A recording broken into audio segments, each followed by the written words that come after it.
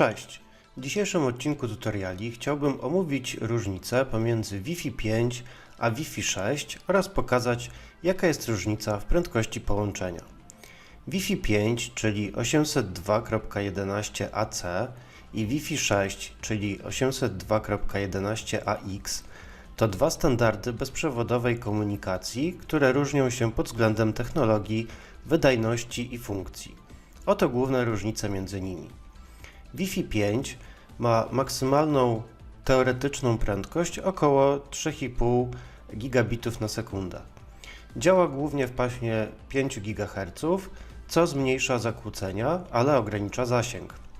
Wykorzystuje technologię MU-MIMO, czyli Multi-User, Multiple Input, Multiple Output, tylko dla downlinku, co pozwala na komunikację z wieloma urządzeniami jednocześnie, ale tylko przy przesyłaniu danych do urządzeń. Obsługuje standardy zabezpieczeń do WPA2. Wi-Fi 6 ma maksymalną teoretyczną prędkość około 9,6 gigabita na sekundę. Działa zarówno w paśmie 2,4 GHz, jak i 5 GHz, co zwiększa zasięg i elastyczność w różnych środowiskach.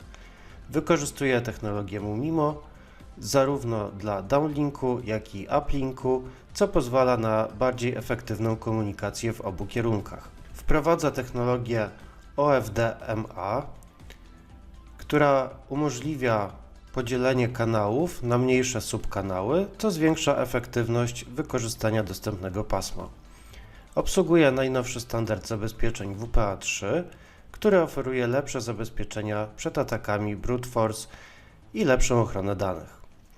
Teraz pokażę, jak przyspieszyć swój laptop, nie wydając dużo pieniędzy, oczywiście zakładając, że Twój router jest już dostosowany do Wi-Fi 6.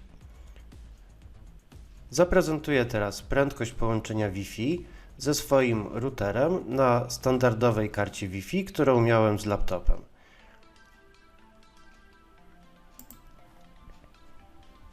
Jak widzisz, jest to maksymalna prędkość 866 megabitów na sekundę. Kupiłem taką kartę Wi-Fi 6 pasującą do mojego laptopa.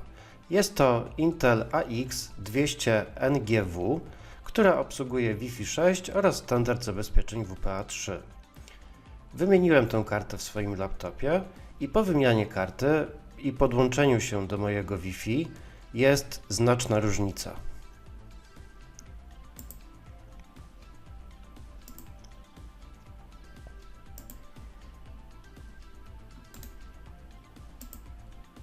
Obecnie jest to 1,2 gigabita na sekundę, natomiast prędkość ta w zależności od miejsca, w którym siedzę, sięga nawet 2,4 gigabita na sekundę.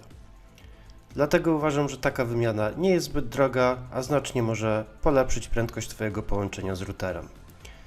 Dziękuję za oglądanie i zachęcam do zasubskrybowania kanału.